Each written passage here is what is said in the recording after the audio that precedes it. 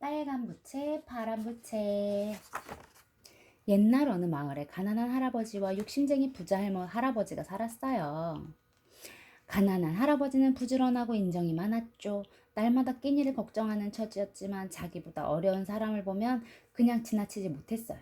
반면 부자 할아버지는 욕심이 하늘을 찔렀어요. 거지도 동냥을 하러 가지 않았을 정도였죠. 그런데 어느 해 마을에 큰 흉년이 들었어요. 집집마다 양식이 떨어져 굶주림에 허덕였죠. 가난한 할아버지 집도 마찬가지였어요.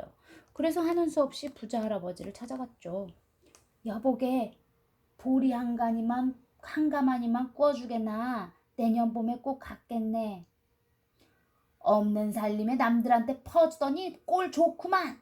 부자 할아버지는 실컷 비아냥거린 뒤에 보리 한 가마니를 내주었어요. 가난한 할아버지는 빌린 보리 한 가마니를 지게 지고 집으로 돌아왔어요. 여보, 빌려오느라 고생 많았어요. 아내는 가난한 할아버지를 안쓰러운 눈빛으로 바라보며 가마니를 열어봤어요. 어라? 이게 뭐지? 가마니를 들여다보던 아내는 무언가 이상하여 바구니에 보리를 쏟아봤어요.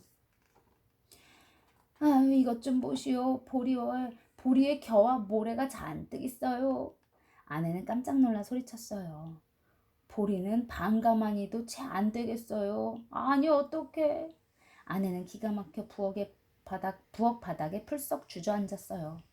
그나마 보리 반 가마니라도 있으니 기운 내시오. 아껴 먹으면 겨울은 지낼 수 있을 거요. 가난한 할아버지는 아내의 손을 잡으며 다독였어요. 이듬해 봄 가난한 할아버지는 보리 한 가마니를 지게 지고 부자 할아버지를 찾아갔어요. 빌려간 보리를 갚으러 왔네. 그러자 부자 할아버지는 못마땅한 얼굴로 말했죠. 어째서 보리 한 가마니뿐인가? 지난해 내가 분명 한 가마니를 빌렸는데. 가난한 할아버지는 어리둥절하기만 했어요. 아니, 이 사람이 내게 한 가마니를 구워가면 세 가마니로 갚아야 하는 걸 몰랐단 말인가? 부자 할아버지는 고래고래 소리를 질렀어요. 이게 내가 가진 전부라네.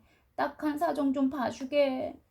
가난한 할아버지가 사정했지만 씨알도 먹히지 않았어요. 보리를 못 갚겠으면 날마다 나무찜을 한 짐씩 해오게. 결국 가난한 할아버지는 아침마다 나무를 한 짐씩 해서 부자 할아버지 집에 가져다 주었어요. 나무를 해오려면 제대로 한 짐 해야지. 응! 부자 할아버지는 곰방대를 뻐끔거리며 잔소리를 했죠. 그러던 어느 날 한 노인이 가난한 할아버지를 찾아왔어요. 초라한 모습의 노인은 하룻밤만 묵게 달라고 부탁했죠. 가난한 할아버지는 흔쾌히 노인방을 들였어요. 그리고 저녁을 대접하고 작은 방도 내줬죠. 그런데 이튿날 노인이 감쪽같이 사라지고 없었어요. 아니, 말도 없이 새벽같이 떠나셨네. 대신 방에 빨간 부채와 파란 부채가 나란히 있었어요. 노인이 깜빡하고 부채를 놓고 가셨구먼. 할아버지는 빨간 부채를 들어 살살 부채질했어요. 그랬더니 글쎄 코가 점점 길어지는 게 아니겠어요? 아이, 내 코가? 가난한 할아버지는 깜짝 놀라 소리 질렀어요. 이게 대체 무슨 소리예요? 무슨 일이에요? 달려온 아내는 기겁하며 뒤로 자빠졌어요.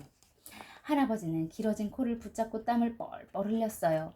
너무 더운 나머지 얼떨결에 파란 부채로 부채질을 했죠. 그러자 코가 점점 작아지더니 원래 상태로 돌아오는 게 아니겠어요? 휴, 살았다. 요술 부채인지도 모르고 건드렸네. 가난한 할아버지는 노인을 만나면 돌려주려고 부채 두 자루를 지게 넣었어요. 그러고는 나무를 해서 부자 할아버지 집으로 갔죠. 여느 때처럼 부자 할아버지는 가난한 할아버지가 나무찜을 제대로 해왔는지 살펴보기 시작했어요.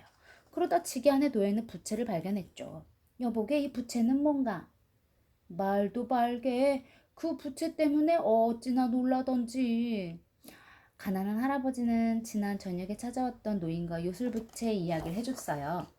부자 할아버지는 요술부채가 탐나기 시작했어요. 빨간 부채로 몰래 사람들의 코를 길게 해놓으면 돈을 얼마든지 낼 테니 원래대로만 해달라고 아우성이겠지. 그러면 파란 부채를 붙여주는 거야.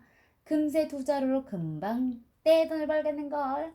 부자 할아버지가 부채를 가슴에 꼭 끌어안자 가난한 할아버지는 안절부절 못했어요.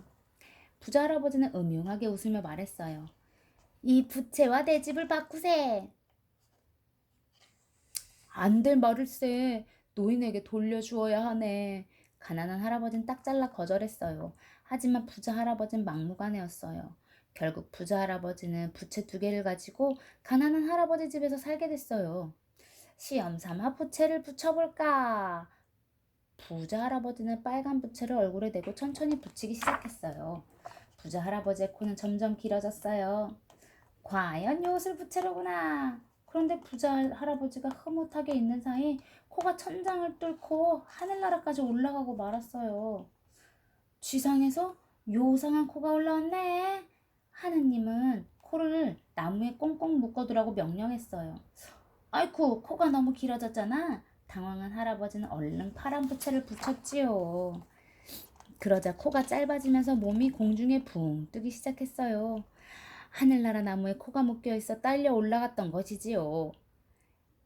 이제 나무에 묶어두었던 코를 풀어주어라. 하나님의 명령으로 코가 다시 풀려났어요. 안 돼, 안 돼, 사람 살려! 부자 할아버지는 비명을 지르며 까마득히 높은 곳에서 땅으로 곤두박질 치기 시작했답니다.